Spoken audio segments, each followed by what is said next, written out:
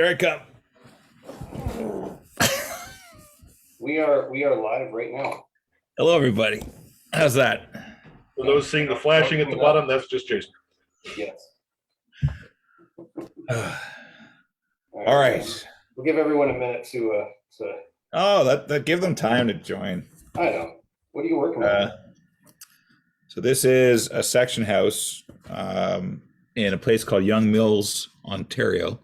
And all we have is a photo of that end of the building, obscured, and a photo showing a bit of that window and a bit of the door. So I just made up the rest, including a little addition in the back. Have some fun, rusty tin roof. Now that you're done, I think I got a message from a guy that has photos of the other side of the. Of course. At this point, I don't care. But anyway, you can see in the camera can pick it up. I actually laser engraved the insul brick, the fake brick siding for the building using the laser cutter. And those are Tichy, not Grant Line, Tichy windows. And that's a Tichy chimney over there, and I can't see myself, the thing's in the way. There it is. And then for the I googled how to do. I was always terrible at doing mortar lines, so I actually used drywall mud. And I've used dry plaster and wiped it in, and then just wiped it off, and it's amazing how effective it can be. Yeah, so I used some dry. I used a little palette knife there, put a little on, use my thumb to wipe it off, and it's done. Like it was so, and then just weathered it a bit. So I haven't weathered the building yet. You can see I weathered the chimney. What do you do for shingles? Are those laser cut shingles? They're laser cut shingles. Yeah, they're very easily. One of us has to make a file so you and I can make our own shingles really quickly because they're so simple. All you got to do is call me. Oh, you already have one? Yeah, I've actually been printing them out. You can get 8.5, 11 Avery paper. And I've been laser cutting them on Avery paper, and they become peel and stick shingles. And you can actually print the Avery paper through a color printer, put streaks and colors and whatever on it, and then cut it out. And we'll print. That's really cool. We'll talk later. I bought 12 by 18 black construction paper, so I'm going to laser the whole sheet full of, because I was getting them out of, and they're like self-weathering roofs, right? Because you paint them black and still the lights they get through the black paint and they all start to fade. And it actually looks prettle cool until it's too faded. Then you got to take the black paint. It's like you're doing maintenance on your buildings and re-shingling a building. Yeah, the little section houses or whatever they were in your in Brockville there. Young Mills. I was talking about the other one. Remember the ones that had the faded roof we were filming yesterday? That's right. Those were tool sheds in Brockville, CN tool sheds that have the roofs have been painted twice, and they're weathering themselves for a third time. Pretty quick. Anyways, we should probably get started. Sure. We can talk a little bit more about that stuff later, but yeah, this is we're done for the night. Okay. Yes, yeah, exactly. This is our first Rapido live in a while. I think it's a couple months, I think. So good evening if you're just joining us. We got a couple things we're going to be talking about. Tonight, some new stuff. I'm supposed to have that book, right? Well, okay, I'll be back. Yeah, and there he goes. Purple pants and all. So. Next time we do this, Jordan, we should find somebody who really has some idea. Yeah, I only sent him the calendar link for this 8 days ago. So. Oh, That's all right. So we have a book that we launched just earlier this evening, and we have a group of e-units that we've also launched as an exclusive for Heartland Hobby. So we're going to be talking about those tonight. We've got a whole bunch of really cool things in there. Yeah, for sure. Actually, we have a bunch of custom projects we're talking about tonight. We do. We can actually. It's kind of fun. Something different. Yeah. There's a couple other things. They've got some coal cars, some of the auto floods. So we'll talk about those in a couple minutes. But I think first off, did you find it? Yeah. Okay, good. But first off, we're going to talk about the book. You want to start with the book? It's just about to That's paint not a the book. picture. Fine, hang on. What did you think you were here for tonight? I was going to just hang out, Huddling with Jason. all working on my building. Hey, you know what? If you're going to keep doing this, I'm going to take the whole camera downstairs. I'm going to do this too. Yes. Yeah. I was going to Follow actually down do the this. final staircase. I was going to be in the coach, the full-size coach for this talk, but I was too late. So it would have taken too long to go set up there because I got a text message from Jordan. You know, this starts in 4 minutes, right? I was busy boiling water for. Oh, crumbs. I put it on. If you put a hot drink on your self-healing mat, it warps. I thought you were going to say if you put the hot mug on the book that you just were about to launch. I think the booker is building one of the other. But anyway, moving right along, right. we have a book. Let me tell you about the story. I'm going to share the website as you talk about it. So No. Stop sharing the website because I've got real life here. You don't need to share a website. This is really good planning. So okay, good. All right, take it away. So as you can see, even though this is a battered reading copy, a proof copy that we printed a little while ago, we've got a gorgeous new hardcover book on the history of Via Rail Canada. At no point in the history of Via Rail, which is 44 this year, has there ever been a proper coffee table celebration type book. In fact, the number of Via Rail books there's Kevin Holland did a Sun. What's the brand that does the Morning Sun? A Morning Sun book about equipment and trains. Chris Greenlaw did a historical book with some beautiful photos. And then Tom Nelligan did a book like back in 1983 or 1981, Via Rail Canada, the first 5 years. Those are the only three. And Eric Gagnon has printed a few things and about specific aspects of Via, and there have been smaller things about Via, but three. For anybody we've left out, we apologize. Exactly, but three books published by mainstream publishers about Via's history, and that's it really. So this is the first coffee table book and you can see it's like it's a doorstopper. It's a very large, gorgeous book. Kevin J. Holland is well known for being probably the most prolific Canadian railway author, if not the most. He's certainly in the top three. He edits magazines, like for example, he's on the Canadian National Railway Historical Association, their CN Lines. He's written this book on Via. He's written books on CN through passenger trains. He's written a whole bunch of amazing books, gorgeous, and he's very good. He's got a phenomenal photo collection. So Via Rail Canada gave us access to their archive. Their archive, which I suspect is gone now, was a filing cabinet in the basement of Place Ville Marie in Montreal. And we went there. It was very hot. There was no air circulation. It was very hot. We were in that room. This is before COVID. The book was actually going to come out in early 2020, like spring 2020, and we postponed it.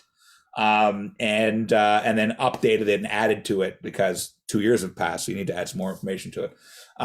And so we went through this cabinet and found all of these slides. Via, like we took a ton of the slides, and then we were just told to keep them. So that's the archive of Via. We have those slides, and they're part of the Via Historical Association collection. But it's like the stuff was just sitting there in a filing cabinet in the basement, and I suspect it's been cleared out. So even though this is an earlier proof copy, you can still see the kind of stuff we've got in here. It's not just it's all about it's not just exterior, 3/4 wedgie shots, but it's all about the history of the equipment, the history of the services. And one of the things that a lot of people commented on is almost every book about Via is focused on like the first 5 years of Via. So not only do you have Via Rail Canada the first 5 years, but Chris Greenlaw's book was all about how Via was formed. So almost all the photos was from the first 5 years of Via. This really goes all the way, as you can see, through the history, including up to date. He's even got a section which is not in this draft because this was published. This was printed by the printer a while back, but he's got a section on the new fleet and on the launch of the new fleet that happened at Ottawa Station just, I believe, about a month and a half ago. So that's got into the book. The book is going to the printer. The printer already has the book, but it's scheduled to be printed on April 29th. So I guess it'll take them probably a few days to print it out. So we'll have it in May. And we actually found that my Turbo book was printed in China back in 2007-8. And back then it was a lot cheaper to print in China. Now it's cheaper to print it here. So we're actually, this is printed in Canada. Beautiful hardcover book. And you can see all sorts of you got the special, all the different F40s, the different schemes. There's the CBC special one there. And it's not just there. You've got the Canada 150 wraps. So and via 40th, you can see on the F40 there. So it's not just about my favorite era, the first 5 years, which is my personal favorite era, but it really goes and explores. And we just found all these amazing photos in Via's collection. We also got contributions from a lot of well-known railway photographers, and Kevin is very, very well known in terms of his knowledge of Via history is extensive. We had help from Richard Longpre, we had help from Jacob Mueller, we had help from all these different people who know Via. So it's a gorgeous type of thing you'd find at your Chapters or Indigo or Borders bookstore, but it's written by Via nuts for Via nuts, or anyone with an interest in history that maybe they rode the Canadian back in the day 10, 20 years ago or recently, and they want to have a nice memento. The first run is only 2,500 pieces, and I suspect we're going to sell out of it probably within a month or two. We're actually not even going to Indigo until we're Indigo is the big bookstore chain here in Canada. We're actually going to go let the hobby shops and specialist bookstores like Ron's and all them get their stock first to sell as many. And when we have left over, then we're going to go to Chapters Indigo and put it in there. We've been in touch with them for them to carry it. It's no problem. Their terms are, though, they can return it anytime up to 6 or 9 months later for a full refund, and they don't guarantee it's going to be in sellable condition. So let's get it out to the people who really want it first before it's on the discount bin at Chapters. Okay. So anyway, it's a gorgeous book. How many pages? 288.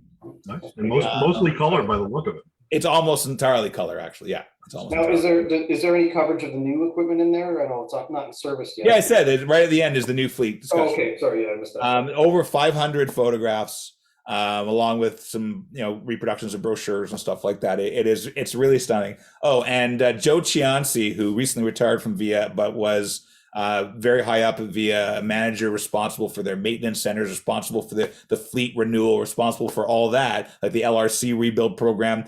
He went through it cover to cover, and he sent all the corrections to Kevin. Well, actually did this and changed that to this. So he's very proud of it. And the introduction, the foreword is by the Honorable David Collinet, who was the transport minister in the Chrétien era, who was responsible for the first major funding to Via, really since it was formed. Right, so Via was formed as a part of CN in 76, and then it became a Crown Corporation in 78, and then it was starved of money, and then finally in 2000, 22 years later, David Collinet secured over $400 million of funding for Via. So he wrote the foreword for the book. And so it's a cool thing. So very much, it's on our website now. You can order that. You can order from all your local hobby shops. Order it from, I'm sure Ron's Books will carry it. He hasn't contacted us yet, but I'm sure he'll be getting them. So definitely order your Via book. I'm very, very proud of this book. Next time you're pitching something, though, you could try to be a bit more enthusiastic. Yeah, sorry. What's the Looks fantastic. Thank you. What's that, Jordan? What's the pricing on the book? It's $79.95.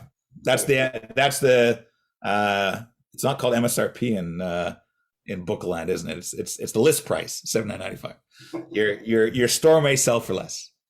And well, now I can share the website, I think. Yeah, sure. So there it is. We do have them on our website. That was taken on my dining room table 2 days ago. Nice. Up to date. Good photo. So there you go. Right on the website there. And yeah, 79.95 Canadian. Yeah. Or American. Yeah. Okay. It's just $79.95. Okay. And when are they going to be available? May. Oh, you wasn't listening to my spiel. I'm just repeating, just so. Yeah. Yeah. I'm going back to my painting the corner of my trim here. All right, I think that's your cue, Bill.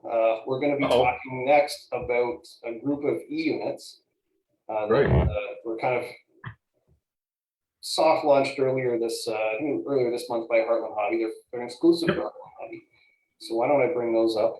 I'm going to bring the main artwork screen up here, and then I'll let you take it away. So Heartland Hobby Wholesale, which is one of the larger wholesalers in the U.S., approached us with the idea of doing some custom paint jobs on our E8 model. And since we're still in production, this is a perfect time to do that. So these models will be available exclusively through them, Heartland Hobby. However, pretty much any hobby shop in the U.S. can order these through them. And Canada. And Canada, whoever has an account. So this is not like it's a limited release available only through one location. These are available nationwide. These are all schemes that we have not included in our first run. They're all unique to Heartland. There are some new parts that we're tooling up for these. We've got the Erie units that have a new porthole configuration because it has a sand filler hatch on an extra sand filler hatch in the porthole window. Milwaukee, which has some vent windows. We have some extra horns. We have some extra steps and detail parts. So each one of these, again, is going to be road detail specific. And again, available exclusively through Heartland. And any dealer, any store can become a Heartland dealer. So if your hobby shop doesn't order through Heartland, they can just call Heartland and sign up an account right away. Right. And yeah, so there's a bunch of schemes in here that we frankly wanted to do on some future runs, like the Rock Island Rocket, the Erie, and the Wabash, and so forth. But we're excited that Heartland has stepped up to get them out a little bit earlier. So this is great for everybody. Absolutely. And I'll just note for everyone out there, these are the preliminary artworks. Yes. Of course, they will be refined as we go into production. So if there's anything you see that might not be in the right place, just give us a shout, and that'll be adjusted when the time comes. In particular, if you're a Milwaukee fan, the Milwaukee Road units seem to be a bit of a minefield because they seem to change about every other week.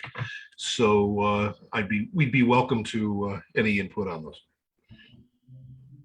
Excellent. Yeah, these are not obscure short lines.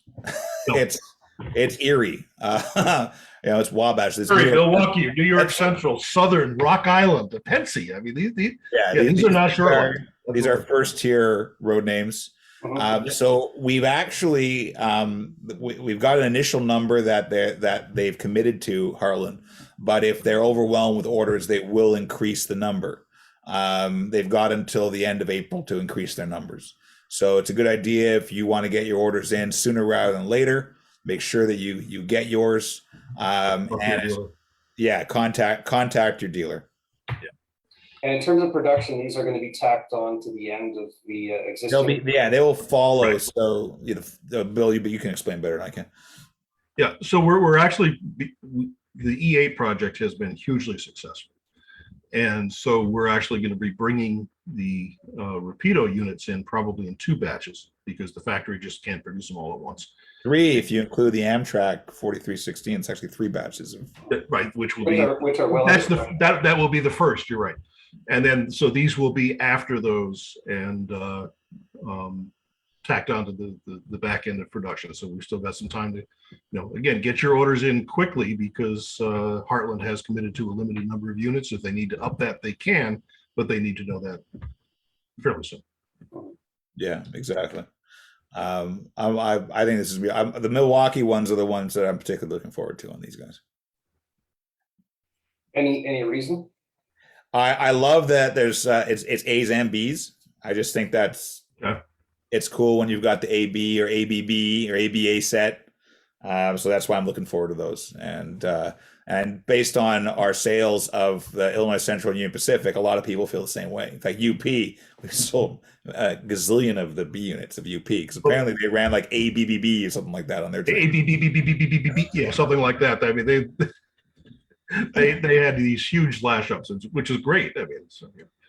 Well, I was just talking to Jurgen at ESU today, and ESU is providing the sound for these. And Jurgen said, "It's like I don't understand. You know, you bring out the PA. There's so many runs of PAs. Who's ordering these? And the E8, the PO is so big. Who is ordering the E8?"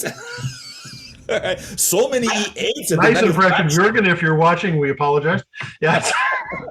That's my impression. I'm a big fan of Jurgen, but he's right. Like it's just like our RDC. Everyone said you can't do an RDC because there have been gazillion proto units, every discounted $30, $40 everywhere, and we brought out the RDC, and that was our biggest selling model until the PA, which was our biggest selling model until the E8. It's funny. I was talking with one of our other team members today on that same thing, thinking about what the next model we could duplicate that would sell very well is. We have some ideas. And if we've had a couple of questions, anyone looking at the Southern E-units, we've got two nose shots there because they're both different. There's one, one without the extra, the door light, or one with one, I guess. Yeah, Southern on some of their units plated over and painted over the lower door light. And we've done this on our units, which are the green units, but on these tuxedo units, we're doing the same thing with Heartland. So each road number will have the correct configuration of the front end. Excellent. For sure. And that's not the only project we're doing with Heartland. So maybe I can jump over to our website here, get the right tab on our page. Hold on one sec. There we go. So this is, we've got this page on our website. If you got the newsletter, we sent out our newsletter earlier this evening, which has more information on this as well. Which has a whole bunch of other updates too. I'm gonna go tell my son to stop talking so loudly in the next room. All right. Hey, carry on, Jordan. I can hear you on the live stream. Yeah. Okay, I'm done. Yeah. Anyway. Did you invite him? He made it on time. I'll give him credit for that one. Anyway, so this is on our website. Here's all of the Heartland E-units, a list of all the road numbers and road names. And if we scroll down here and a little more, you can see they are also doing. Okay, let me just point out the Canadian website pricing hasn't been updated. The auto floods are a little bit higher than that price wise, but our website's not. It's not updating the Canadian prices. So the US, if you go on this in the States, it should have the correct price. That's it's like $15 more. So this is wait. No, the US price is about $15 more than what's shown there. We had the wrong pricing on our site, and it updated the US site. Our Canadian site for some reason won't update, so it should be updated within 24 hours. So let's just scroll up a bit and ignore that. So yes, we have Heartland is doing a couple of exclusive road names on our Auto Flood 3 coal hoppers. And not only are they doing them in HO, they are also doing them in N scale. So we've got both of those coming. And this is going to be tacked on, just like we said about the E8s, this is going to be tacked on to the Auto Flood production run. Jordan, when are we doing these in N scale? You mean these ones? these are both HO and N scale. Same road names, same road numbers. They're all coming. I guarantee you, we're still going to get a couple emails saying, "Why won't you make this in N scale?" Yeah. We get a lot of those. Even when we announce stuff in N scale, we get N scale saying, "Why did you make this in N scale?" Yeah. We actually have a lot of N scale stuff coming up too. Later this year, we got several projects that we're going to be unveiling later on this year. So. Yeah. Any N scalers that are a bit wonder or they're worried that we don't have N scale stuff on the way, we definitely do, and we actually have several things in production right now. Besides, I think the auto floods. Did we already close the auto flood N scale Auto flood order deadline. Was that last week? That's in next week. Next week? Oh, okay, yeah, so that's coming up. We have the B100s that I think are in production now. I think there were some new photos in the newsletter. B100s are in production. The N scale GP20 Procore GP20 tanks. They're on the way. We've got the N scale Canadian F40s finally arriving in June. We've got the N scale new look buses arriving next week. Yeah. So the bus. In all seriousness, we probably have more N-skill in the works right now than we've ever had at any time in our history so far. Don't forget the F40s as well. We just actually filmed a video on the weekend about them. I just mentioned those. Yeah. Yeah, new working. We're listening. You know, want me to come and talk, but then you don't listen, Jordan. Sorry, what did you say? I'm talking about the video that we shot this weekend. Oh, okay. Anyways, yes, we shot a new video this weekend for the F40s. This previous weekend, and we're gonna try and get that online. I'm not sure exactly when. I think we want to get it online soon when they're like arriving. Yeah. So that's when we'll actually put it on. And we're aiming for late this spring, I think, something like that. Yeah, they'll be arriving here in June. Yeah, for sure. That's very exciting, and yeah, so lots of N-scale ongoings. And once again, there's all the hoppers. So maybe should we do some questions for a minute, and then we'll go and look at maybe some samples. Sure. But we got the order deadlines too. We already talked about the auto flood. So yeah, the auto flood order deadline is next Thursday, the 14th.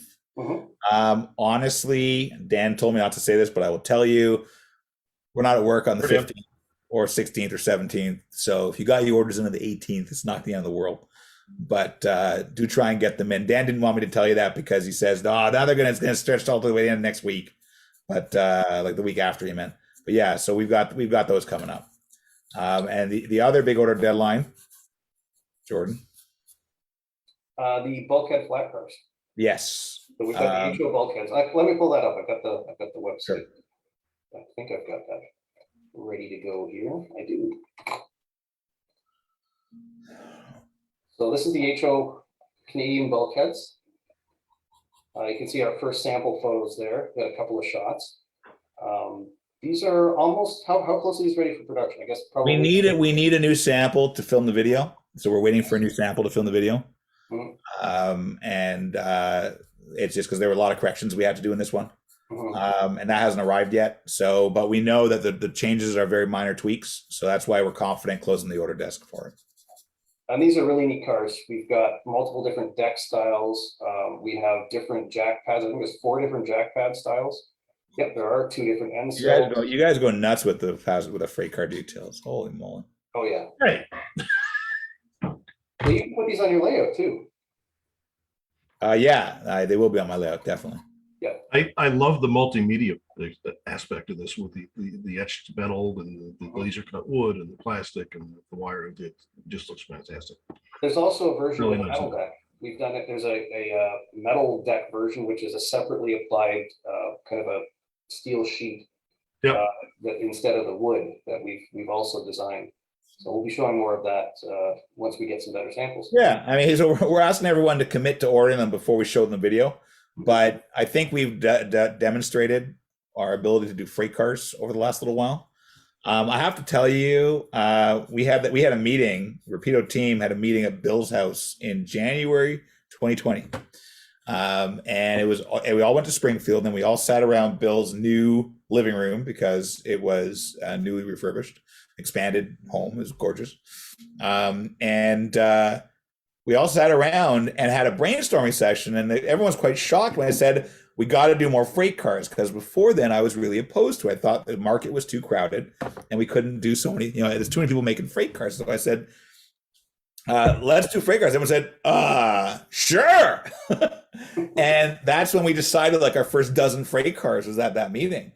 And I have to tell you guys, with the delays, with all those circuit board delays, the integrated circuits, the microcontroller delays that have caused decoder delays and motherboard delays for our locomotives, the freight cars kept Rapido afloat in 2021.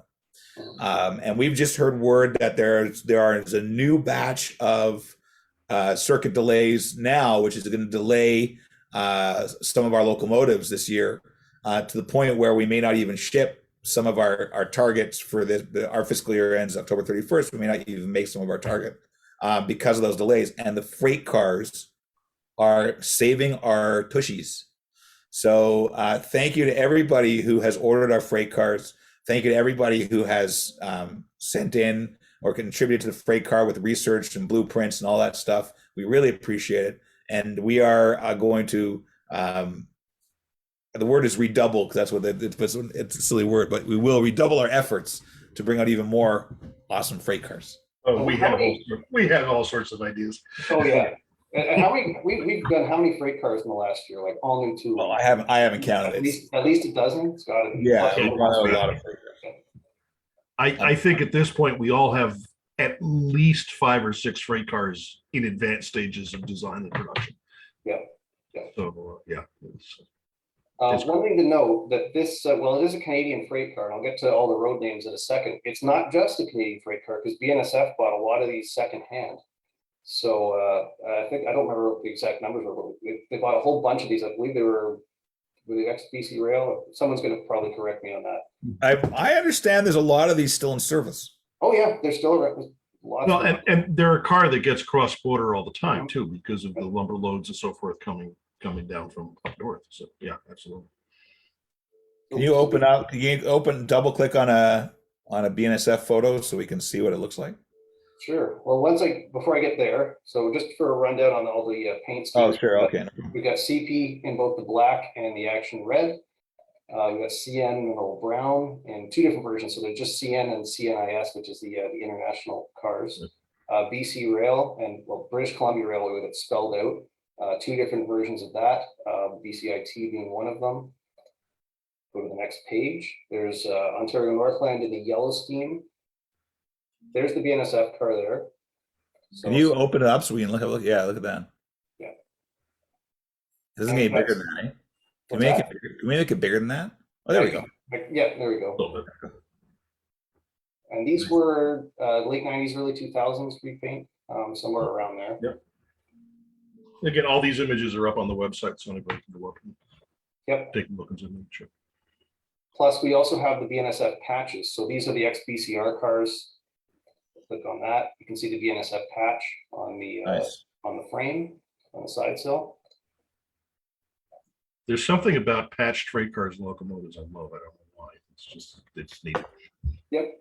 I love blue and yellow Via Rail passenger cars. Yeah. We also have undex available on these too. So that yes, that order deadline is coming next week. So make sure you put those in. April 14th. Yes, April 14th. All right. So what else have we got? So this is how I'm progressing. I've now weathered the house because it's kind of abandoned. So even though it's 1980, it's got funky 60s window blinds in it. Mm-hmm. And there you go. It's looking pretty nicely weathered there. That was during our conversation. So I think this is ready to plan on the layout. I just need to build a foundation for it. That's tomorrow.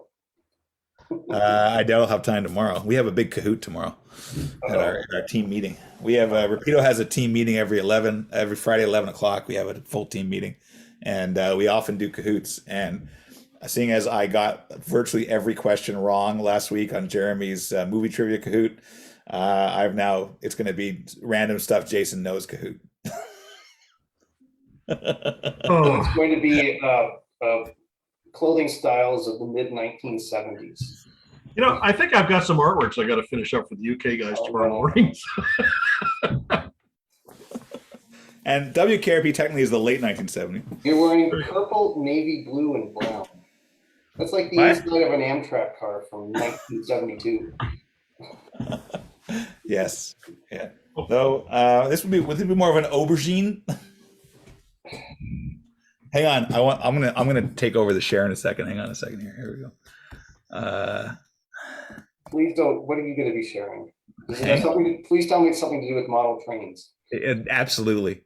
Absolutely. Not a chance. 100%. It's all model trains. Okay, this is where I get all my pants. Oh no. All right, fuzzdandy.com. Okay, they've got here we go, men's flares. Check this out. This is like, I own these. All right, look at it. Isn't that gorgeous? This is fantastic. So fuzzdandy.com or .co.uk. It's all made in England and shipped from the UK to here. The shipping's very cheap. Definitely. Jason is single-handedly keeping them in business right now. That's what I'm wearing right now. Those are my new trousers right there.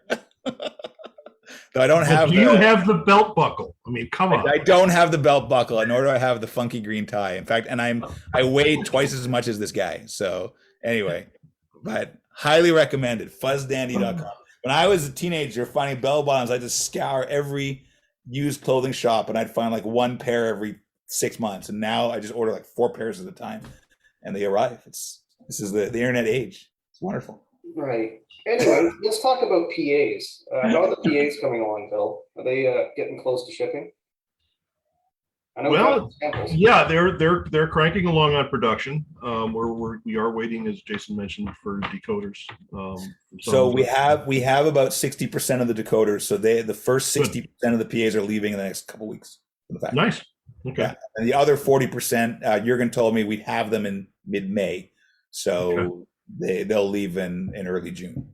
Now, in terms of shipping, like we've seen some pretty radical shipping schedules. It could be a month. It could be 3. It won't be a month. It could be anywhere from 2 to 4 months from China now. Just as an example, the factory actually shipped the N-scale buses and Caprices the very first week of January, and they are still probably a week or 2 out. So let's just. I know. So the Caprices and buses are rolling into Toronto and Brampton right about now. Yeah. So they'll be here next week. But yeah, about a week. So they'll be, by the time they get unloaded and everything, it's about a week. So it's 3 months and a week for those to arrive here. And actually, a note on things that are going out the door right now. The Amtrak Phase 3 F40s are being shipped to dealers and distributors this week, and the directs will probably go out in the next, probably early next week. We'll get those all out the door. Yeah. Any kind of other directs that we've had come in, they're processing. I should say, if you ordered an X72 boxcar or an EP5 or a barrel ore car, a CN ONR barrel ore car, we've been direct from us. We've been trying to get a hold of you. If you haven't heard from us, it means our emails are going into your spam folder. So please go to our website and go to the contact us form and give us a call and send us an email and say, I didn't get an email for you. I understand these are shipping. That's the EP5 electrics, the X72 boxcars, or the CN ONR barrel ore cars. The reason I'm telling you that is because we are going to release any direct orders where customers, we've been unable to get a hold of them. We can't hold them forever. We are going to be releasing those for general sale in a couple of weeks. And that means that, we've already had stores telling us they're going to take our entire stock. So if you've ordered them direct from us and you didn't hear from us, it's because our email went to your spam or bounced. So get in touch with us ASAP. Try before Easter/Passover. And that way you'll make sure that you'll get it. Otherwise, we are going to release them for general sale because we can't hold stuff more than a couple of weeks. Generally up to a month we'll hold them. And it's been almost that long for these trains. So please, if you didn't hear from us, but you ordered direct, get in touch. And if you have a favorite hobby shop that you like to order from, just order from them until we get our order systems working out properly. And just another note on emails. We had a bit of a backlog, especially through March, that we've significantly gotten caught up on. So if you sent us an email sometime last month and you haven't heard from us, send it again. Get in touch. We answer the phones now because we hired a new person to answer the phone. So can we put this in some perspective here? A bit of a backlog basically means that Jordan and a couple other people were staying up until 10 o'clock at night answering 300 emails. Yes. So yeah, we had a bit of a backlog. So it was a bit of a task, but we're getting down there now. We brought a couple of new people on board. We've got a new person helping with phones and with website issues and stuff like that. We brought a brand new warranty technician who just started a week and a half ago. He's doing his best he's still learning the ropes in a lot of ways, but he's really good, and he's answering emails and he's helping the backlog of repairs, which we significantly reduced that. I don't know the exact time, but it's not too bad right now. Yeah, but our biggest challenge is still, so those of you who aren't aware, we upgraded all our systems, and it had to, because our old system couldn't handle the volume we're doing now, the amount of sales we're doing. And it all worked really well in the test website. Once we went live, we had all sorts of issues, and they're not all resolved yet. So for example, we have to contact each of the direct customers one at a time instead of sending an automatic email, which it's supposed to do, to send out to all the customers saying your order is ready, click here to pay for your order. So we've been having to send them out one at a time. So the directs are just taking a lot longer than they would normally have in the past. Well, and when you say all of our systems, I mean, that's everything from back end accounting through the website to actually printing out picking slips for the warehouse. So everything. It was a huge undertaking. So we were using a desktop version of QuickBooks to do everything, and it couldn't handle the size of our business. We're now at least twice the size that QuickBooks Enterprise can comfortably handle. And it's a very challenging thing because there are no off-the-shelf systems that can handle 2 currencies, 4 bank accounts, and pre-orders all together. And so it's all of our competitors in this industry deal in one currency. They deal in US dollars. And we have to be able to sell in Canadian dollars and US dollars, which means that the system has to know, okay, where are you logging in from? Is your account a Canadian dollar? And then they have to send you to the correct payment gateway, the Canadian dollar gateway or the US dollar gateway. And then that money has to be recorded in the correct bank account. And there's so many handoffs between the 3 different systems that it's just, there's a lot of bugs. And it's been 2 months now since we went live almost, and we have not, more than 2 months, and we have not gotten all the bugs out. So we're still working on it. And what I'm told is this is very common for people who have to upgrade their systems. It's generally up to 6 months to iron out all the bugs. And what was frustrating, I was sharing this experience on an online forum, and someone says, "Oh, there's plenty of ERPs that can do that." No, there aren't. And if you know one, send me the link. Send me the link that says it can do all these things, and we will change to that system. Okay. One thing that I will mention as well, because we still get a lot of emails about this.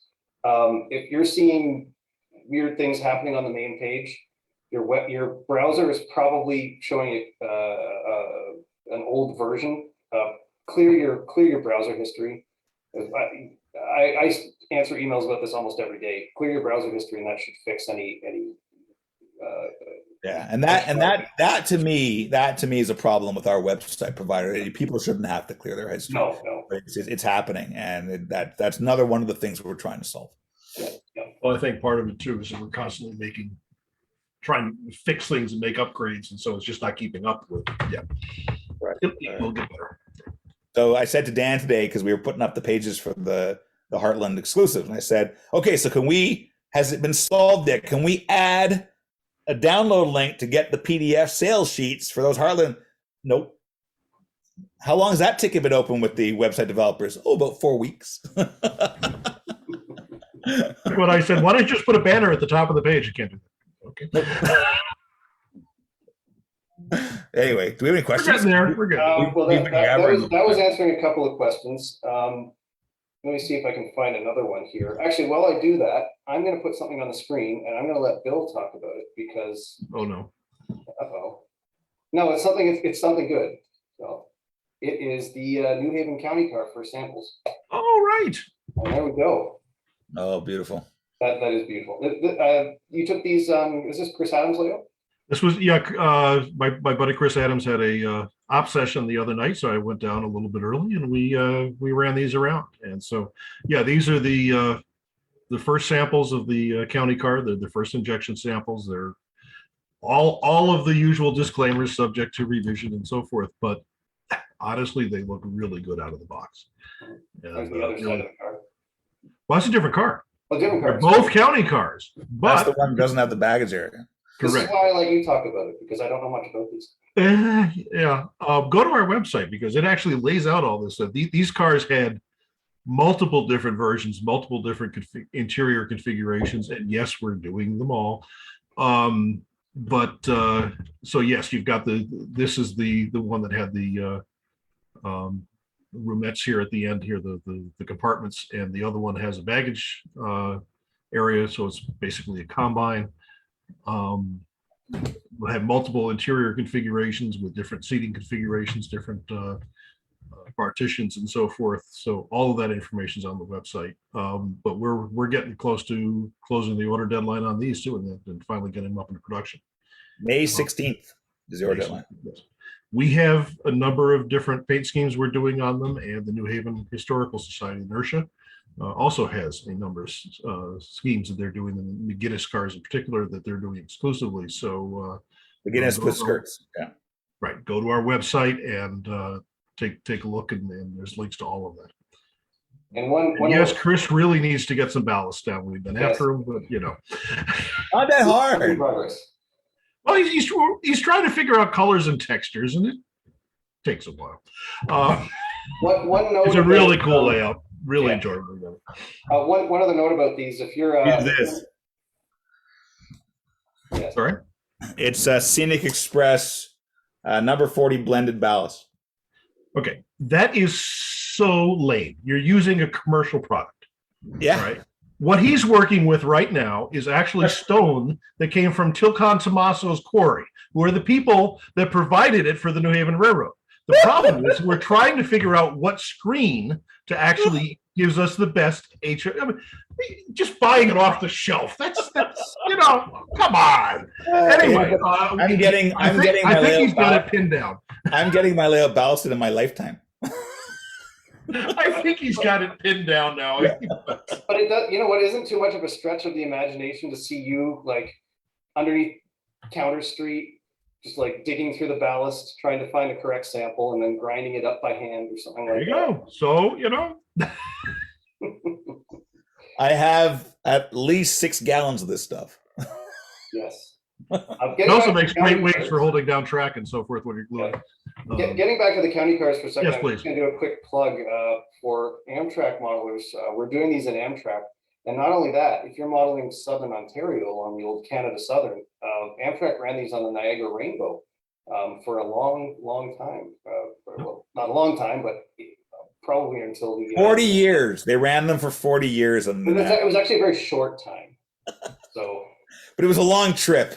Yes. Yeah, yes. Quite a few of these cars did last up into Amtrak, which is kind of neat because of the range of schemes that you got on. Yeah. They didn't. They've taken a while to get to this point, but I'm very excited with what we've got so far. They look great. They didn't rust to bits like all the other New Haven 1940s cars. Just stop it. Fell apart. I think if they built them from steel and then put a cladding on the outside that kept all the water in, and then, it seemed like a good idea at the time. That's how that was the sound they make as they come by. Rust bucket, rust bucket, rust bucket, rust bucket, rust bucket.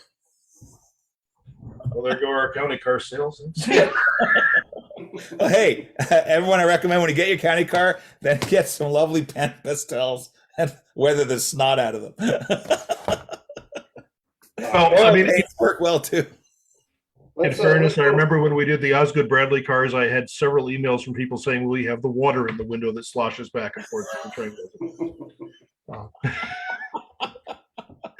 Quality. But no, the counties. I mean, this is part of. We've done the parlors, we've done the coaches, we've done the diners. So this is rounding out the rest of the train. So you've now got a beautiful train with stainless steel equipment now for New Haven, Penn Central, and in some cases Amtrak. Yep. Going back to questions, this is kind of in relation to all the projects that we're doing with Heartland, and there's some others we're doing too with various hobby shops. But what does it take to do an exclusive run of a model? If you're a store or anything. Bill can answer this. He's the one who wrote the guidebook for it. I figured you were going to jump in there. So yeah, basically drop us an email. Let us know what you're interested in. If it's a project that let me rephrase that. It has to be a project that we're working on and is something that's imminent for production. But unless they want to order like 5,000 cars, then we can talk. Yeah. Right. But yeah, we do have a set of guidelines. We're open to stores, distributors, historical societies, groups, anybody who wants to work with us to do these custom jobs. We've done a number of projects with different stores, with the New Haven Historical Society and others. We have a couple other projects coming up with other historical societies. So the best way really is just send an email in. We can get back in touch with you, give you some guidelines. You know, as long as we've got the parts and so forth, or it's something that we can put together with items that we've got ready to go, we're happy to work with it. Yeah. One thing to keep in mind is if you send an email and you say, I want to order 10 locomotives in a totally unique paint scheme or something like that, can't do stuff like that. We will encourage you to order our undecorated models. Yes. Any one of our models can be ordered in an undecorated version, as long as you're ordering in quantities of 6, not 6 or more, but 6, 12, 18, 24. You have to pay a 50% deposit because we've had people walk away leaving us with undecorated models that nobody wants. And it has to be a version we're doing. So if you say, I want the Milwaukee E9s, but undecorated, no problem. If you say, I want an undecorated with the Milwaukee sand filler hatch, and I want the Southern horn, and I want the via backwards, no. And all you have to do is tool a new nose with the 6 MU receptacles on it. Yeah, and then we'll tell you to just buy one of our models and take out your tools and just get to work with tools. But yeah, as long as it's something that we've got the parts for and is currently something we're looking at producing, we're happy to talk to you either about on decorators or in a larger quantity custom runs. Yeah, Heartland's come through. Spring Creek has come through. Otter Valley does custom stuff. We've had a number of stores and distributors now do custom stuff. So NERSHA, the New Haven Society's done multiple runs with us. Yeah. We've got two or three historical societies that have custom runs they haven't announced yet on upcoming projects. Oh, Northern Pacific, they did a bunch of custom right, the NP guys. That was, yeah, absolutely. So, and anybody else we left out, we're sorry. There was that Great Northern 1 SW1200 that we sold out in about 2 weeks. Yes, that went very quickly. Why don't we talk about Slumber coaches next? Because we received the first tooling sample just about a week ago. So why don't I bring that on the screen? These, I'm very excited. I don't need these, but I will be having some. I'm very excited about this. Yeah, these. Yeah, this is the very first sample. This is actually really impressive for a first sample with. We haven't seen anything about this yet, so they're really impressed. Just a couple things that still need to be finished up on them. It's not final, of course, but pretty impressive. It's gorgeous. So Josh did a good job finishing up this project. Can you get to the interior with the shop with the? I think we got nice etched metal steps. The roof corrugations look great.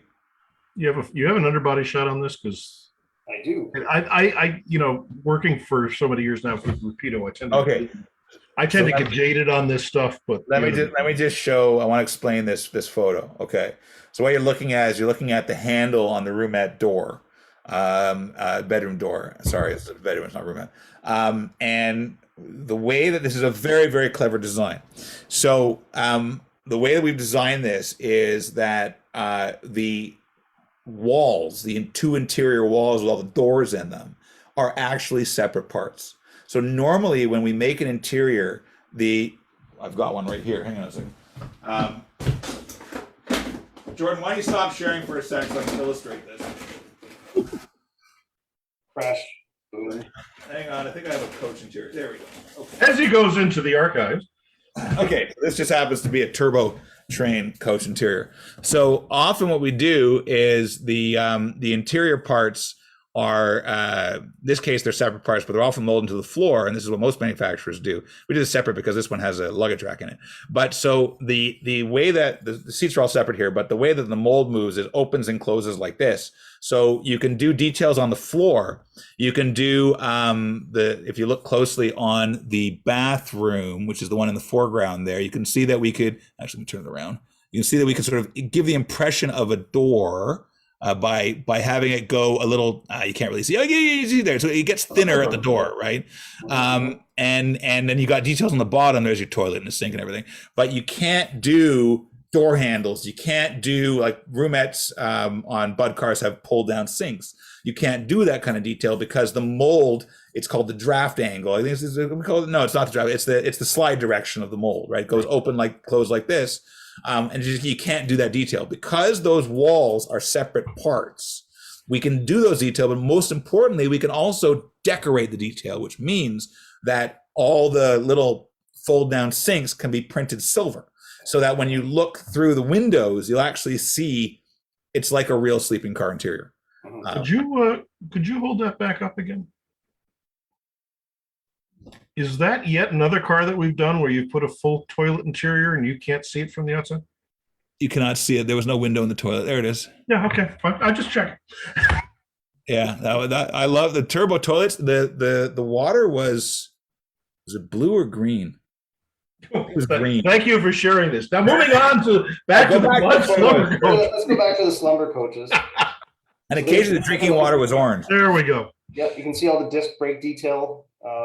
The disc brakes are amazing on this. All of the underbody, the safety hoops. Well, hang on, I was gonna explain. Okay, so Jordan, move your mouse to the truck and go up above the truck. What? That little rectangle is the part of the Rollicron system. Those little knobby things extend out when the brakes are applied, but not on the model. Sorry, you can send it back. And then you've got the Genomotor on the left with the shaft guard there. You can see the Genomotor. You're on the wheel. The Genomotor's further. There it is. Okay. Yeah, and then you've got the cables running out of the Genomotor behind that, going into the nearby junction box. You can even see that you've got cables going from the junction box to the battery charging receptacles on the side. I mean, that's like this is just so cool. The level of detail in this. And is this one of those that we simplified the under? Of course. There's your D22. There's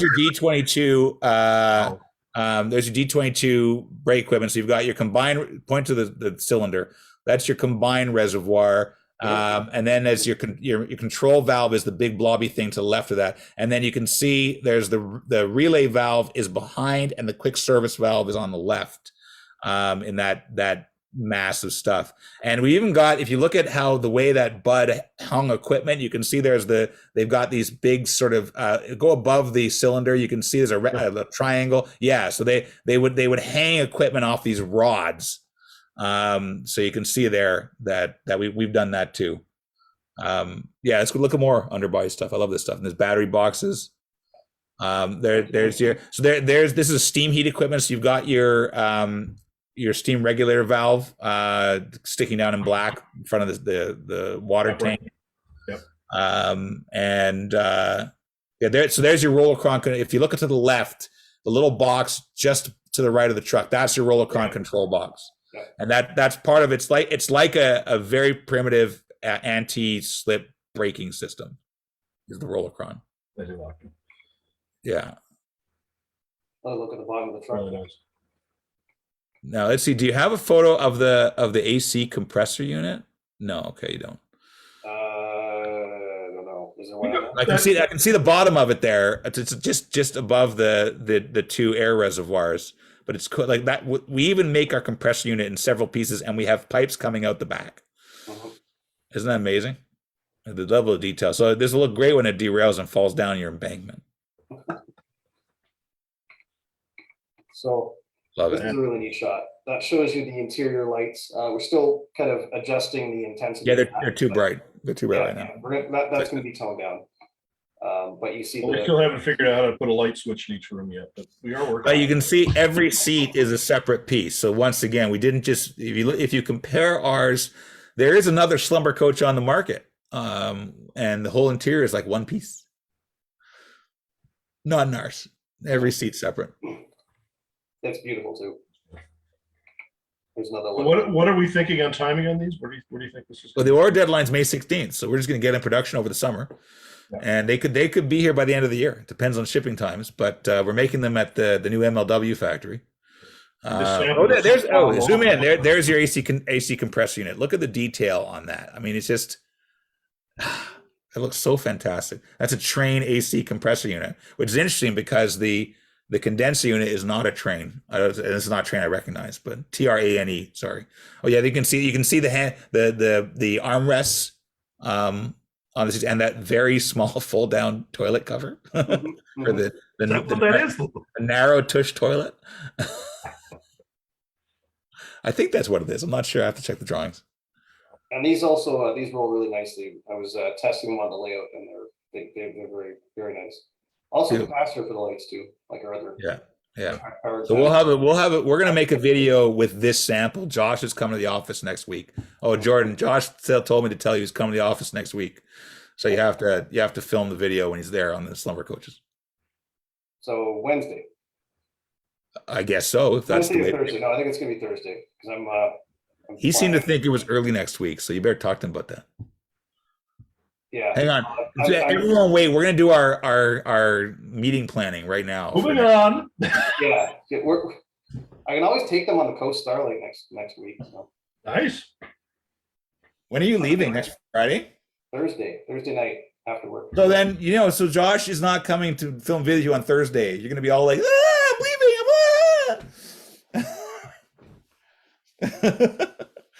You're taking a night flight? No. Evening flight, okay. Yeah. It's an early night flight. Yeah. But I'm staying in Seattle a couple days, so beforehand. For the train. And you're flying west. He's taking the Starlight. You get there earlier and you leave. My son's going to a program in Boston this summer, and I got to pick him up. So rather than driving, I'm going to fly, and we're going to go from Boston to Toronto via Chicago. It's for fun. We really do need a new travel agent. We're actually going to go. We're going to take the Acela to Washington and take the Capital Limited to Chicago. Is that like Matt? Is that like Matt Denver to Indiana via Dallas overnight? Yes. And then getting stuck in Dallas. Yeah. That was this week. Yeah, just a couple of days ago. That was Monday. But story for another day. Right. Anyways. Yeah. That's Slumber coaches. What else have we got to talk about? I'm missing. You were going to answer questions. Oh yes. So we have a question. Finish my building. I got nothing to do. Stop it. We're doing something now. So we have the M420s. If you haven't already heard, yes, all of them have made the cut. Thank you to all the Providence and Worcester fans who came through on this one. Yep. Providence and Worcester, Worcester sauce. Yeah, that's. Yeah. So Jason was really worried that we wouldn't sell any except for CN, and it's been a very huge success. There were a few of us that stuck our neck out and said P&W and the others would do very well, and Bobby has been just beating the bushes trying to get people to order these. He saw a lot of his Lackawanna thingy. Lackawanna? A Lackawanna thingy. That's a cool paint scheme now. Come on. He's rolling through this so quickly, I can't see anything. There, that one. There's the Lackawanna. That's a cool paint scheme. It is. It really is. And still in service. That's right. So I guess, we're actually, if you still want to order, we are keeping the books open for now. Oh, we haven't started tooling these yet. Oh yeah, so we're gonna, Dan is working on the design.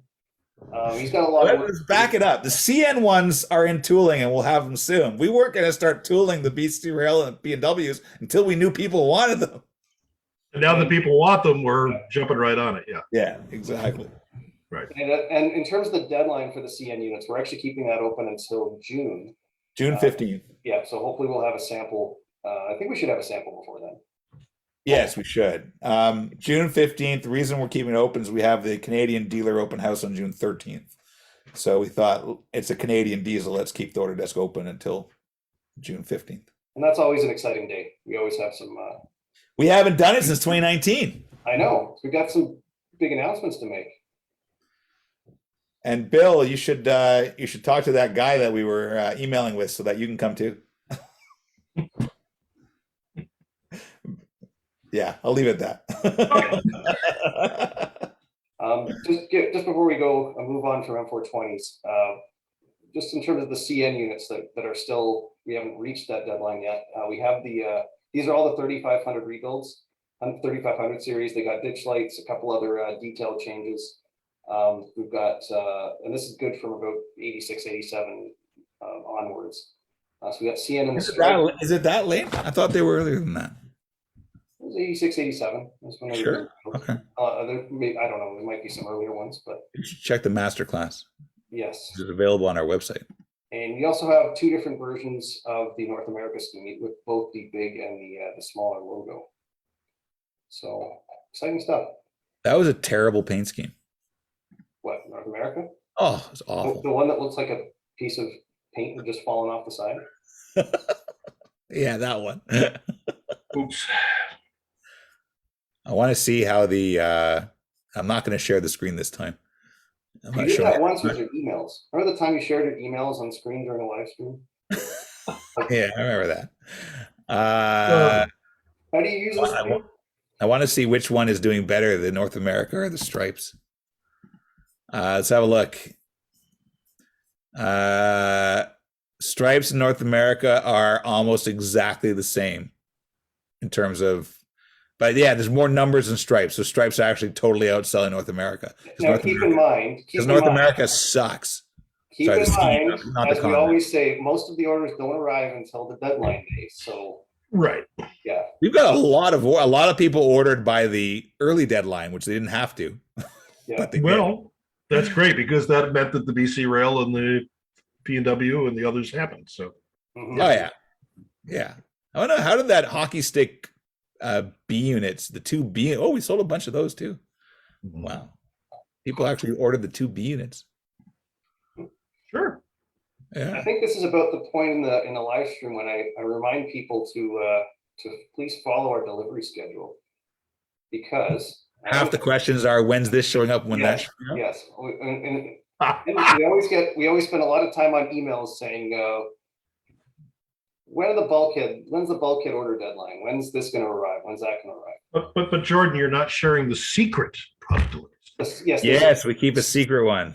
We post the product delivery schedule online, which includes everything we have in the works that's not that is announced. And we still get emails saying, what's the real schedule? But this is the real schedule. This is yes. And it is updated as often as we can get to it and get new information. So yeah. Absolutely. So you can see all the upcoming deadlines. We got a lot of deadlines coming up in May. We got the U25s. We've got new samples on the way for that. We have a great new video of the U25 that you and I filmed in Nebraska. Yeah, so we were at Spring Creek Model Trains, and Jason, all that stuff he dumps on the table in the video, he actually bought all that.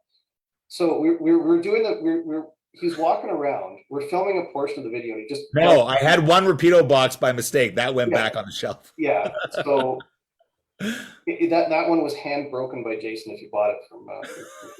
But anyway, but he's walking around and he has a bunch of like HO scale Volvos, and he drops them on the floor and they shatter in like 40 pieces. And we're like picking up like wheels and axles and steering wheels. And Matt and I are just standing there, and he bought them all. There it is. Yeah, it's still broken.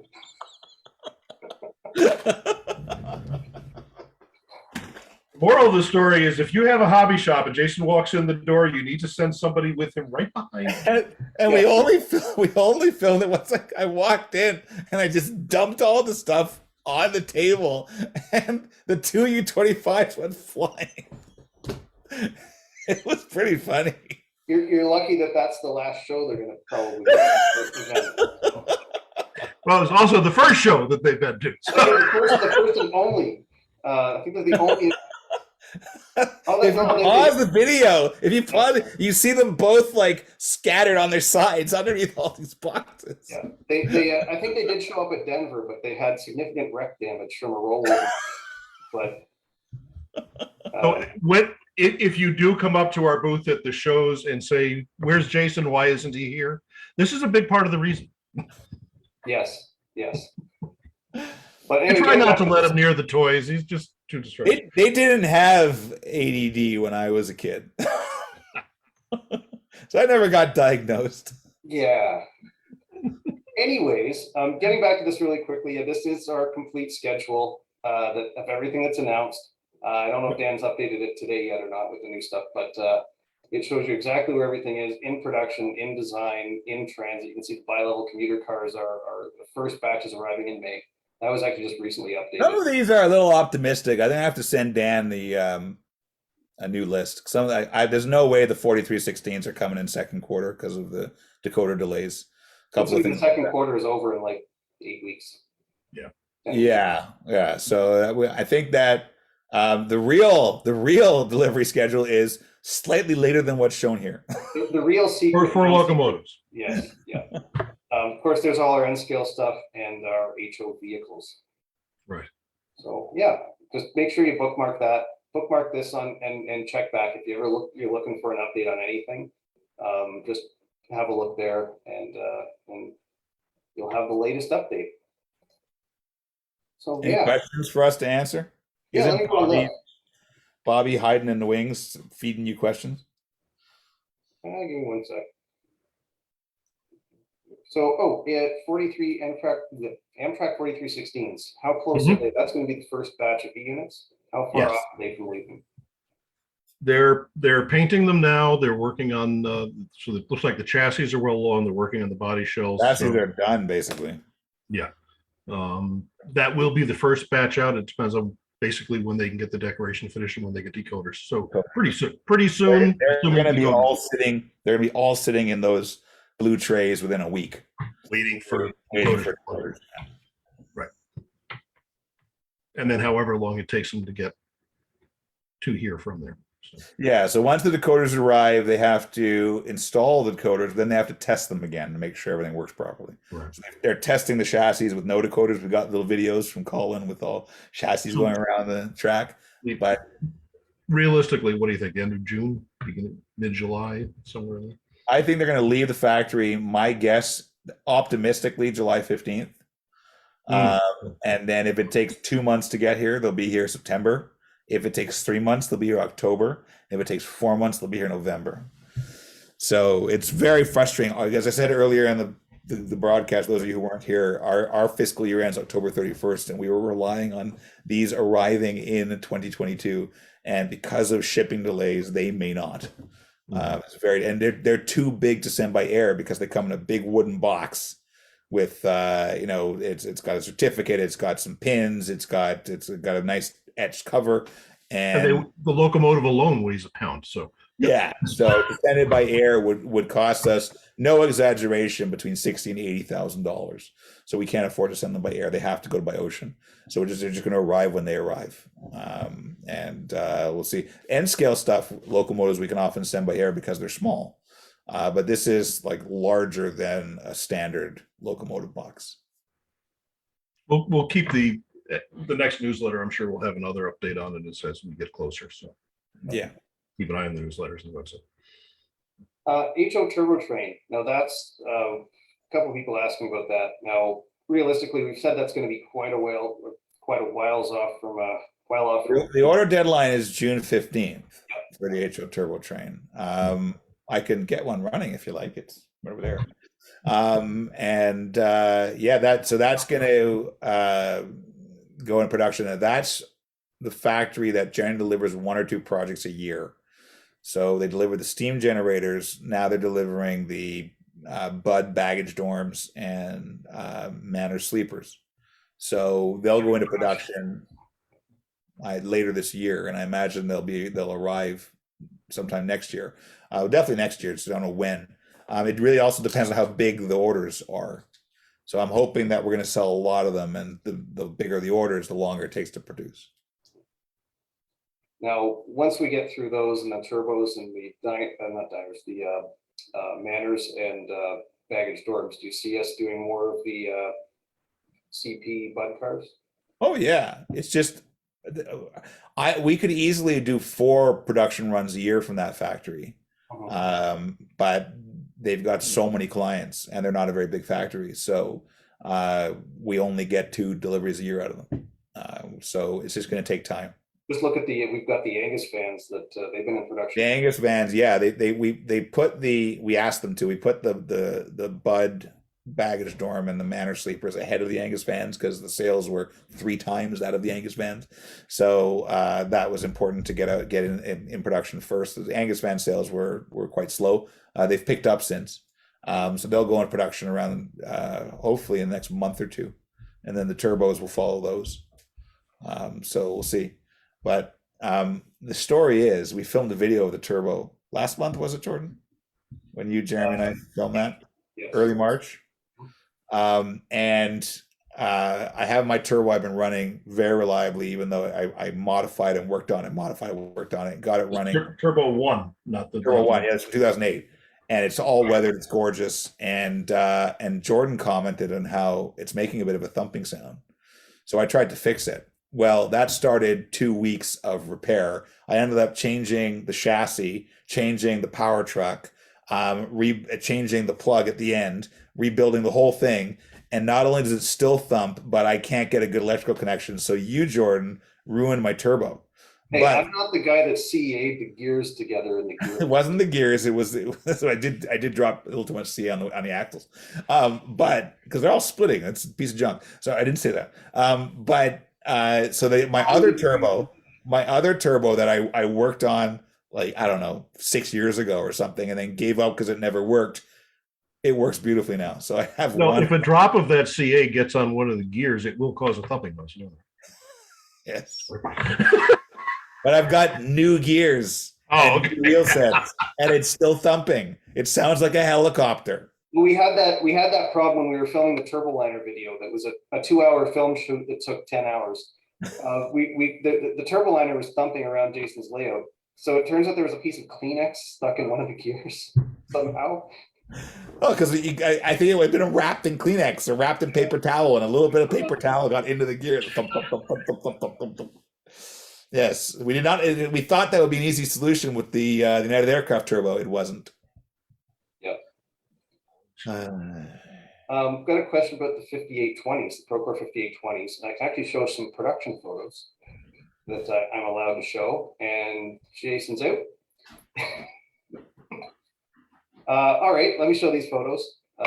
These are probably going to be around mid-year, but here's some shots from the factory. There's the Procore with the black logo. This has got the 3-panel cod stencil on it. Oh, actually, this is something totally different. That's the HO Auto Flood in BNSF. So they're all probably, I think those all are probably due mid-year, somewhere around there. Matt's probably screaming at his computer screen right now. That's okay. He's not watching. Matt? No, he probably is. Check your message in a minute. That's the exclusive for Spring Creek model trains. They've got that one-off blue car, which is really neat. So order that from Spring Creek. There's the 2-panel cots, the as delivered Procores. These are the late 70s. More shots. That's another neat one. And more of those. There's a close up of the BNSF Auto Flood as well. I love the lettering on the slope sheet, and man, that's these have been a huge success. Probably one of our best selling freight cars ever. Just like the barrel. I think they ran on the O&W in 47 though. Probably okay. Did these run behind camelbacks? Boy, I don't know though. It would be a good excuse to try. That's really nice. They wouldn't run out of fuel for a long time anyway. No. That's right. Yeah. So yeah, good stuff. These are all coming along. Production's moving along quite quickly. Oh, he's playing with trains. That's why.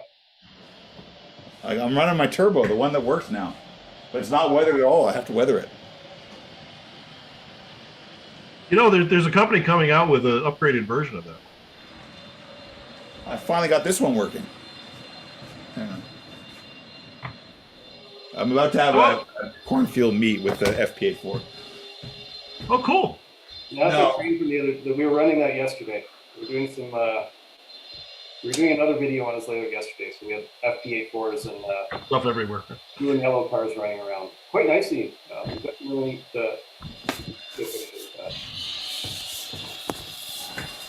Can you see it? Yes. I finally got this working. Here we go. Spotlight. There we go.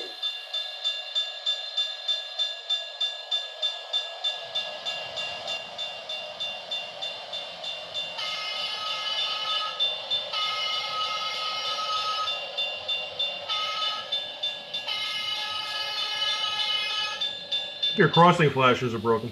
Yeah, I know. This sucks. There's nice meat happening there. Gorgeous. There we go.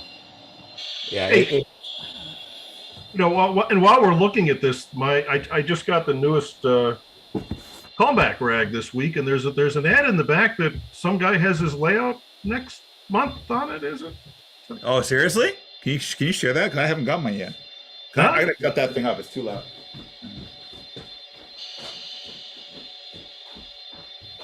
Hold on. I think it's still focusing on. No, now it's supposed to go on Bill. Oh. Hang on a minute. What? Oh, it's stuck on you now. Is that better? Yeah. So your layout's in MR next month, is it now? I have the June cover issue. Very nice. The June issue cover. Yeah, and yesterday Jordan and I filmed a tour of the layout, which will be available on trains.com. Very nice. Yeah, it's really cool. I gotta tell you, it's really, really cool to be on the cover. I mean, I had one cover just with a trackside photo of the good turbo that doesn't work anymore. Right. That was on the cover of MR in November 2020. But now I've got an FPA4 coming around the bend, and I've got the May 82 issue with George Drury's article, which has an FPA4 on the cover, and I'm looking forward to having the two covers side by side, right? There's a VIA FPA4 on the cover, and it's almost exactly 40 years and 1 month later. There's another VIA FPA4 on the cover. Cool. Yeah, that's neat. Congratulations. Thank you. Your layout will be there shortly. Yes. How's the layout coming anyway? He's finished. He's finished. Well, we had our first full shakedown op session, and I'm happy to say that nobody ran out the door screaming. So I guess that was a good sign. And most of them wanted to come back. So yeah, the typical teething stuff. We have a few things to chase, but overall, went very well. So We'll come down on the bus and do an op session. Well, the guy's supposed to send me an invoice for the new batteries. So that's step one to getting our bus working again, is new batteries. That's a good start. We got a new bus maintenance facility, thank God, because the last one didn't do anything. So because it's a scrapyard now. Really, they turned half of it into a scrapyard. Yeah. We went to take the bus out. Was it last spring? And we arrived at the bus yard, and it was filled with wrecked cars, and it was like a pick and pull. It's exactly what as long as they weren't pulling parts off your bus, I guess. Oh, thank God. But yeah. How are we doing on questions, Jordan? Anything else? Let me poke through here. A lot of people asking for heavyweights, Canadian heavyweights, especially with the Hudsons coming out. I think that would be a good idea. Yeah, especially rebuilt CN heavyweights that lasted in service to the 80s. Yeah. How late into the 80s? At least 80.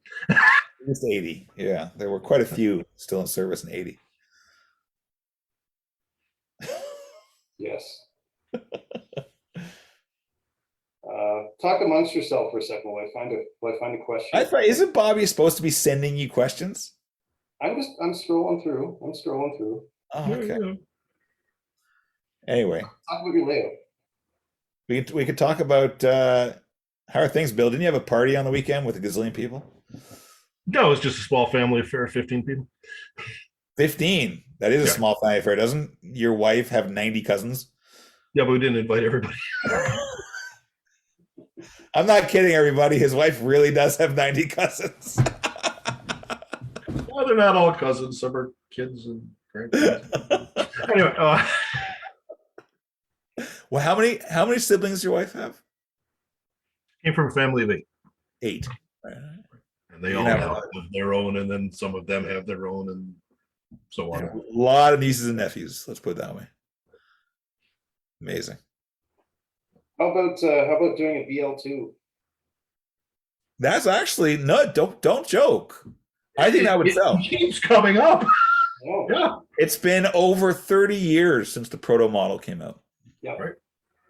So the only BL2 out there is like model power for proto from 30 years ago. And the proto model, what's that? Did they do BL2? Model power? One of them did. One of the It was proto.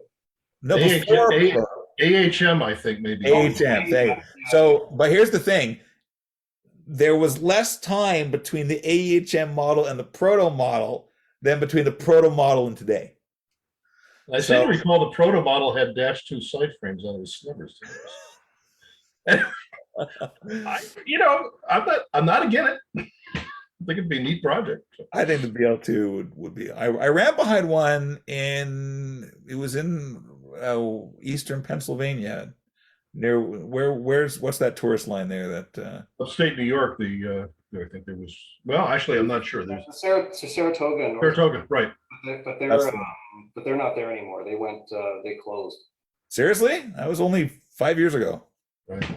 They're gone now. Okay. Someone else is trying to take over the line, but the BL2s went somewhere else. Somewhere else in Pennsylvania, I think, or New York. That was a fun run in horrible weather. So, are we actually making a GP30?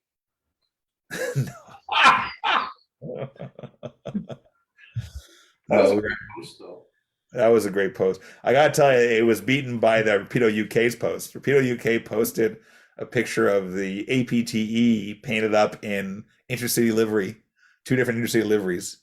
That it never wore. And they never wore, only ever wore its original silver and green, BR blue. And people were saying, "Oh man, like I wish that wasn't an April's Fool's joke. I'd want one of those." And 4 hours later, surprise, they're here. You know what we should do? We should do a turboliner in Via. No. I think we should do the turbo in the CN green and gold. Oh, people have asked for that, believe it or not. I know they have. For a long time, Gomez and I joked. I think we all actually. Other Dan joked about this too. That one day we would paint one side, or we wrap one side of Edmundston in green and gold. It's black, green, and yellow. It's not green and gold. That one. You know what I mean? Yes. The gorgeous 54 speed. Yeah.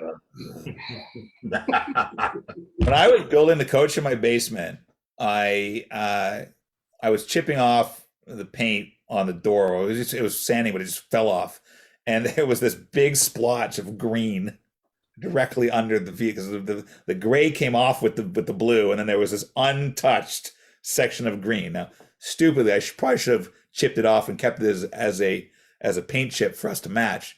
But I was so pissed off that I took my orbital sander and just got rid of it. You're not involved with any museums, are you?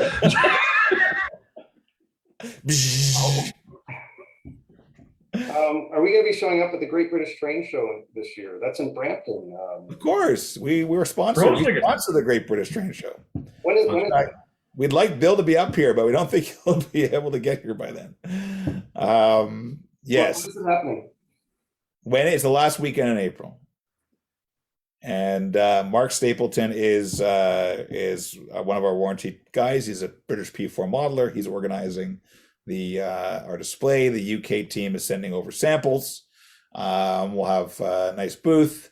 Bill's probably designing a whole bunch of posters for it. Oh, by the way, Bill, you got to design a whole bunch of posters for that booth. And right, yeah. They want us to bring our British taxi there, but the British taxi doesn't really drive right now. It's currently sitting under a tarp at Chris Fox's house. Hold on, can we rephrase that? The British taxi doesn't really drive at all, or any time in the last. Hey, you and I drove in it the 2 kilometers to the. You didn't make it out of the parking lot. Well, you didn't come when I did actually get to the repair shop. No, Darnell and I actually got it started and drove it out into the parking lot until the tire went flat. So you drove it around to the front, and I was at the front door, and I jumped in the back seat, Mario was driving, our mechanic, everyone's mechanic now, it seems. We got as far as the other end of the building in the parking lot, and the brakes seized. Well, it's important with a collector car to keep the miles down. So you're doing very well with that. So, all right, the history is we're talking about London taxi, and a hotel in Portland, Oregon, ordered this taxi from Austin in 1961, but they didn't at that point have a left-hand drive model, so they made a one of one. Okay, so the dashboard is a piece of hardboard. That's number one. It's just a piece of hardboard with some gauges cut into it. That's very dead. Like, well, how should we do it? Just throw some hardboard in there. That's number one. Number two, the FX4 has two master cylinders, as most cars at the time had two master cylinders. Is this like an F-150 FX4? What? Nothing. It's a truck. All right.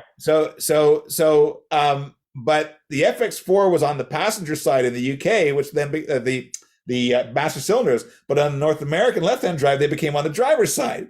Well, the clutch got in the way of one of the master cylinders, so they just took it off, and they had all four wheels powered off one little master cylinder. So what happens if you adjust it a quarter turn one way, you have no brakes. You adjust it a quarter turn the other way, your brakes are always on. And God forbid your master cylinder should blow, then you have no brakes at all. And I also seem to recall that the motor had been swapped out for a Ford Bronco 2. There you go. Oh. But not like the good Bronco with the. No, it's powered enough to pull one of those bicycle, the ice cream carts on a bicycle. That's how powerful this motor is, and the car weighs like 2 tons. Is it like a 3-liter Ford Duratec or something like that? It's a piece of junk. Oh, it's not that sophisticated. No. If anybody's watching who would like to do a resto mod on my taxi for a reasonable price, I'd really like to put a nice Volkswagen diesel in the front and give me a dashboard off anything that has a working dashboard. I want a dashboard, not a piece of hardboard. And already started with a Ford engine up front. Put a 351 Cleveland or something up there. And, I also want the manual transmission back. Right now, it's got this wonderful late 70s automatic gear shifter. Yeah, out of a Bronco. Out of a Bronco. 1985 or whatever it was. Going back to the BL2, we're already getting offers of assistance. Oh, no. To get access. So, yeah. I have to say, we have 2 very expensive locomotive projects entering tooling in the next 2 weeks. So the BL2 is going to have to wait a bit, but we haven't announced them yet. One of them is primarily American. One of them is primarily Canadian. They are massive locomotive projects that are costing us a very lot of money. And then we have more right behind that. Yes. Yes, we do. We have no shortage of projects. No, we don't. We have lots of projects. Did all of the RS18U conditional announcements make it? Did they? Short lines and yeah, I thought they did. I think they all made it. Yeah, I have to double check. We would have said something had they not. Yeah. Josh has just volunteered to design the BL2. And he says, yes, I'm a glutton for punishment. Love it. After he does that, he can do the C415. We have to, if we do a BL2, we have to do a 3D scan because otherwise we'll get all the shape wrong. Yeah. That's definitely. it. Which might improve its looks. What was the total production? 52 units, but they're so distinctive. So. Right, in 5 variations, and yeah, of course they are. No, it's a very, like you say, the C415 is a very distinctive oddball locomotive that people just seem to love to add to their collection. Mm-hmm. This is what I want to do. Uh-oh. If I can find a photo that's big enough to actually share. Now, if you want distinctive, there is nothing more distinctive than this. This is there we go.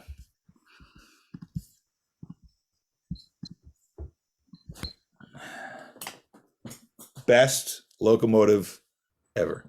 We've already tooled the truck. It's not the same truck, is it? Oh. Yes, I don't think so. Is it? yes. Except for the expose. Well, we did expose roller bearings on the RC. There were 4. Yeah. That's a photo by the late David Authen, fabulous Halifax-based rail fan, photographer, and videographer.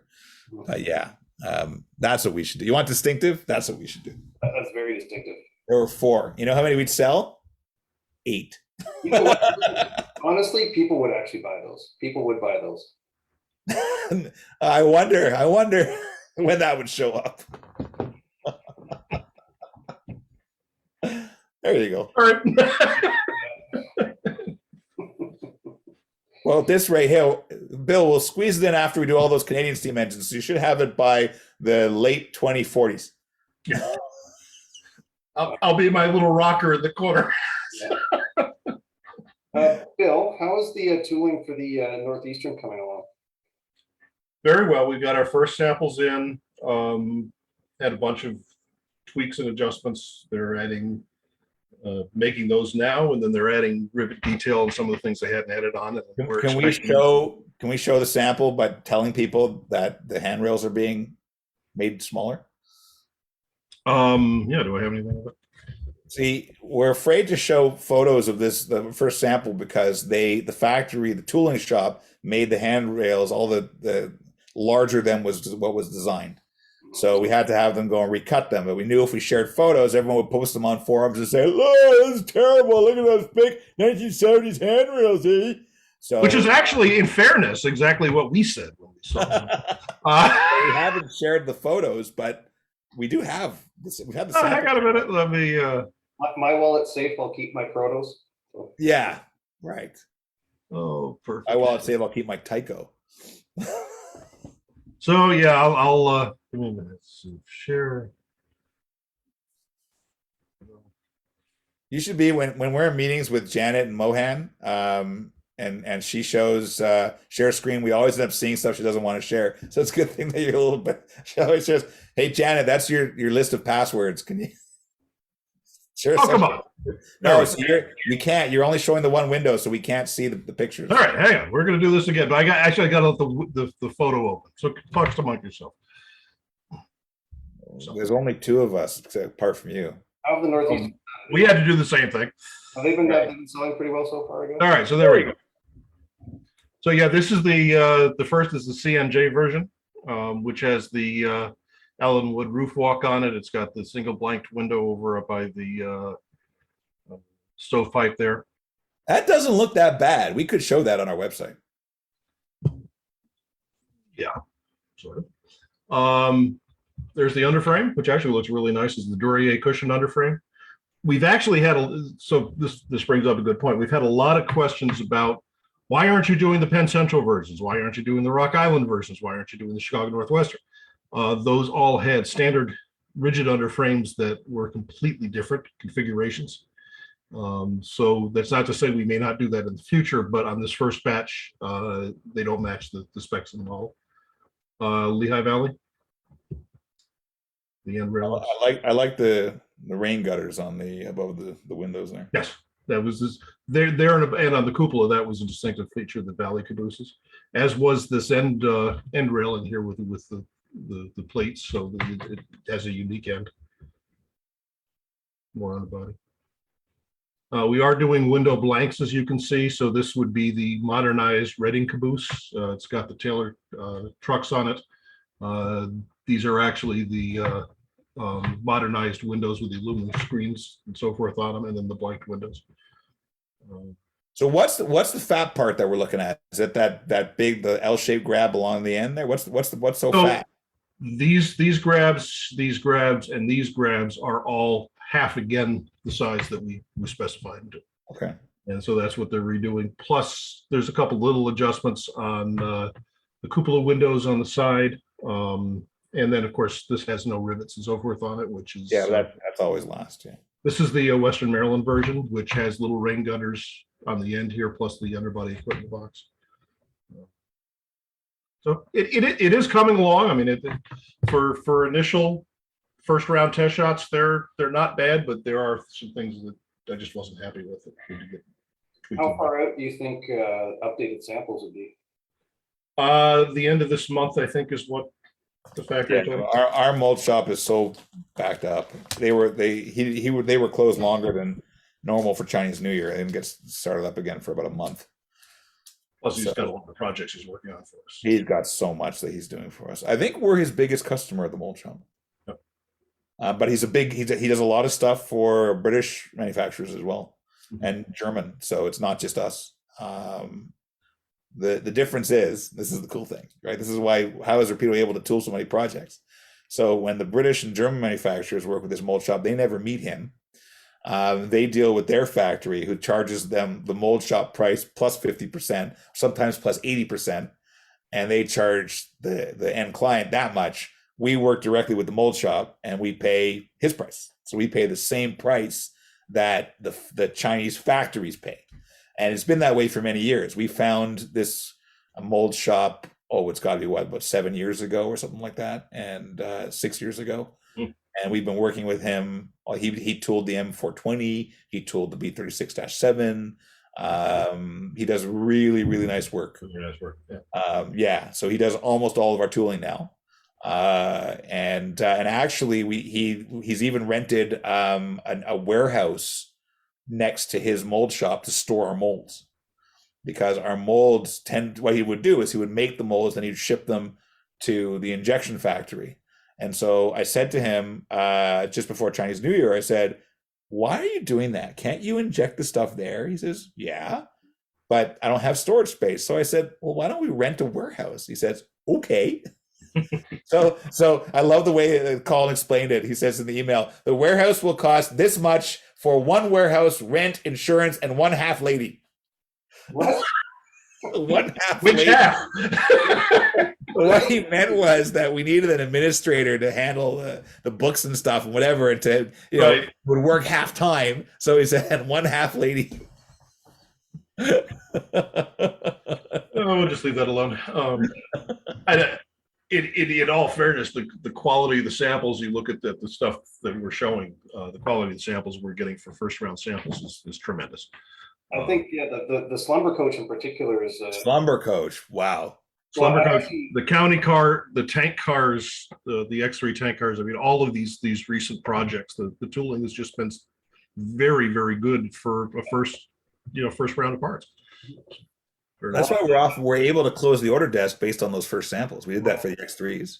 Well, when I got the Slumber coach, I pulled it out of the packaging, and there was no loose parts. Everything was it was very, very solid, very well built. Well, that was also Mr. Huang, our new designer at the MLW factory. He's very good. He assembled that sample, and he's got a good attention to detail. So he also didn't.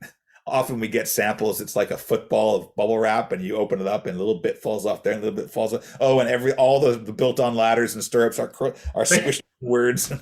They put the top bubble wrap on it, wrap it real tight with packing tape. Yeah.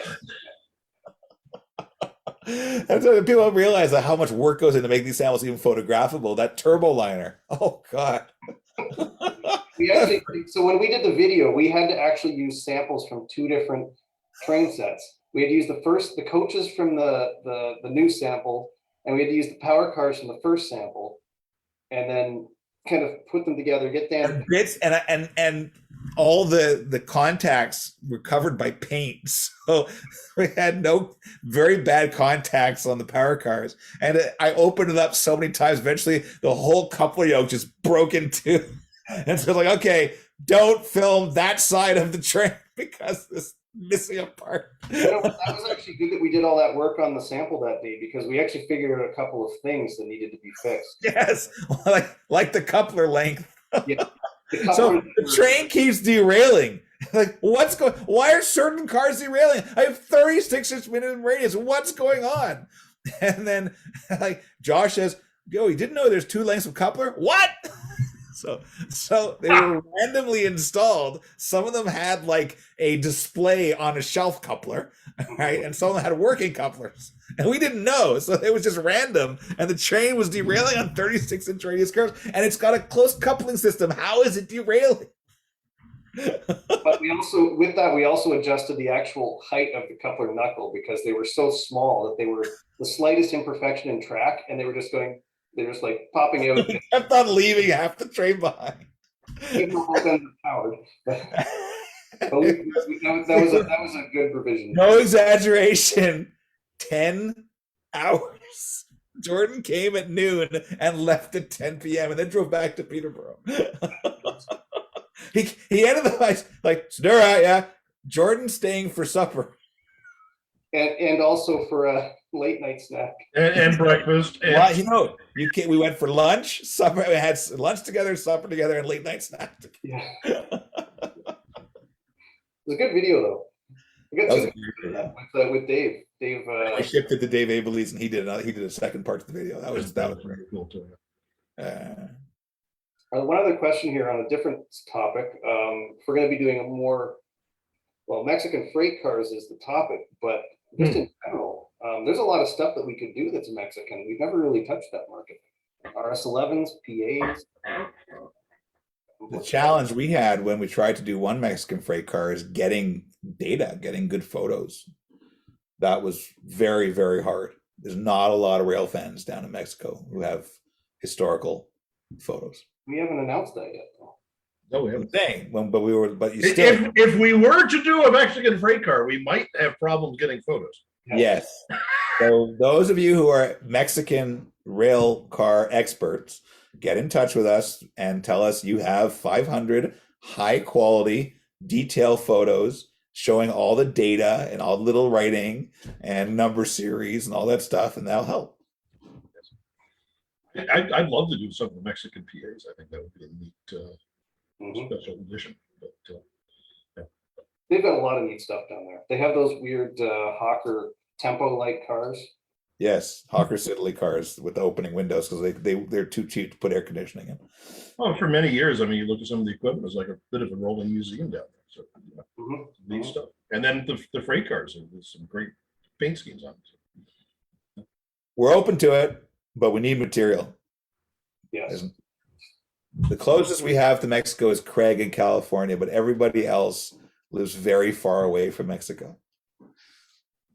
In fact, some of us live in the Great White North, which is as far away. I never understood the Taco Bell ads when I was growing up because it said run for the border. And I said, why do you have to go to Buffalo for Taco Bell? I don't understand that. Well, it is a southern border for you, I guess. We had some RS11s down there. I don't know how different they are than the ones in the US. But... Well, by the time we're done with the RS11 project, we're going to have so many different variations. We probably will have the parts. Speaking of which, there's other ones too. There's RS32s, RS36s. Same platform, same chassis. Do they have any BL2s? No, never mind. What's that? Do they have any BL2s? No. Probably. All right, we've been doing this for almost 2 hours. Do you want to ask one or two questions, then we can all wrap up and go spend time with our families? Or your layouts.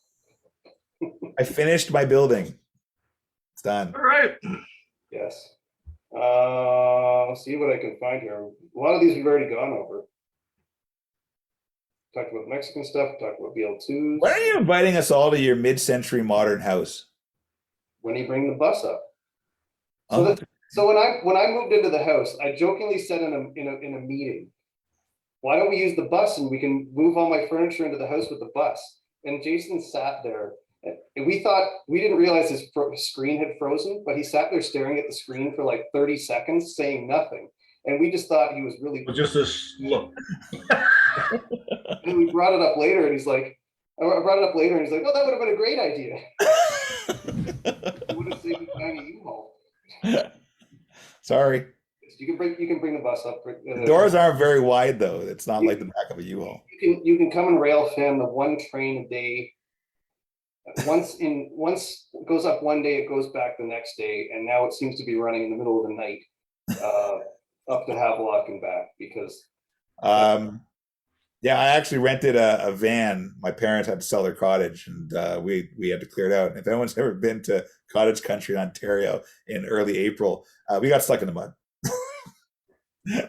Totally stuck in the mud. It took a long time. Oh, God. It was quicksand. It was quick. Yeah. And then we finally, the way we got over it is like obviously rear wheel drive, but there was not enough weight in the back. So my 16-year-old son and I stood in the back of the van, bracing ourselves as my father guns it, right? And then where it hits the road, it was like 10 inches up. And so we got thrown into Launched you guys. launched. Right? And my father stops the car on the road, comes around, like, you guys okay? And we're both, oh. Sounds like mud season in northern New England. Great. It's the same. It's the same thing.